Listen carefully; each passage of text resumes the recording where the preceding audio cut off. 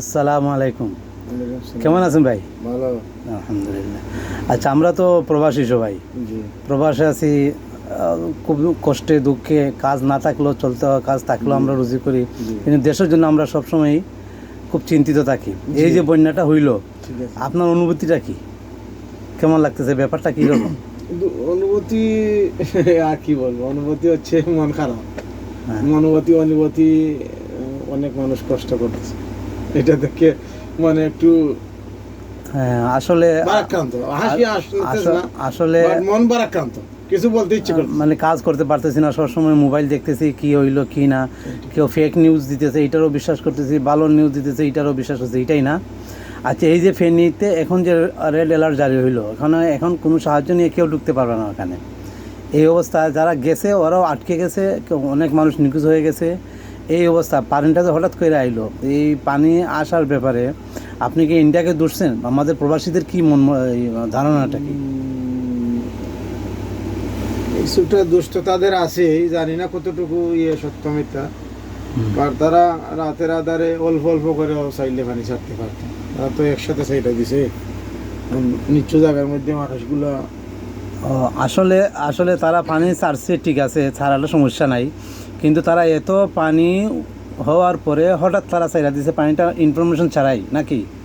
এইটাই এইটা ভালো ভালো, কিন্তু অনেক মানুষ তো বলতেছে ভারতের এইটা এইটা খারাপ আইডিয়া, ভারত বাংলাদেশের সাথে ভালো ব্যবহার করে না কোনো সময়, এটা বাংলাদেশের মানুষকে শাস্তি দেওয়ার জন্য এটা করতেছে। হিন্দুরা তো অনেক খুশি, আওয়ামী লীগের ছেলেপেলেরা অনেক ধরনের ফেক নিউজ দিতেছে, ওরা তো অনেক খুশি যে পানি আইতেছে। একজন হিন্দু লেখছে যে, তার পোস্টে আমি দেখলাম লেখছে যে মা গঙ্গা এই পানির রূপে আইছে মন্দিরগুলার আগুন আগুন আগুন মন্দিরে আগুনগুলো নিবাইবার জন্য। আচ্ছা।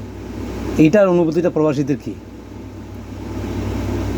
তারা তো হিন্দু, যারা যারা হিন্দু ভাইরা আছে তারা তো আমাদের দেশের মানুষ, তারা তাদের এটা আগে চিন্তা করতে হবে যে আমরা এদেশে আমাদের জন্মভূমি।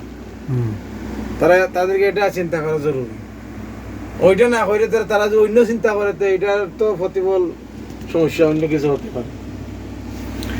এখন আচ্ছা, দেশে তো লাস্ট প্রশ্ন হইল, দেশে তো আসলে ত্রাণের অভাব নেই আলহামদুলিল্লাহ। আমরা যা নিউজে দেখতেছি, আসুন্না ফাউন্ডেশন থেকে নিয়ে সরকার, তারপর অনেক বড় বড় সংগঠনগুলো আছে, এনজিওগুলো আছে, ছোটো ছোটো গ্রুপেও প্রবাসীরাও টাকা দিচ্ছে, কিন্তু এখন একটা ভিডিও দেখে এলাম 70 কিলোমিটার পর্যন্ত ত্রাণের গাড়ি ফেনীতে ঢুকতে পারতেছে না, এই মেন সড়কে পানি আছে। তো আসলে আমাদের প্রবাসীদের এখন কি করা উচিত?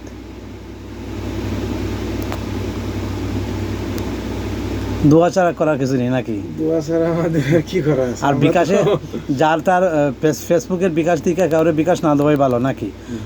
পরিচিত কেউ কোনো গ্রুপ থাকলে তাদেরকে বিকাশ দেওয়া ভালো, আর অপরিচিত কোনো গ্রুপে বিকাশ না দেওয়াই ভালো। ওকে, দেশবাসী সবাই ভালো থাকবেন, আল্লাহ সবাইকে হেফাজত করুক। ওকে, আল্লাহ হাফিজ।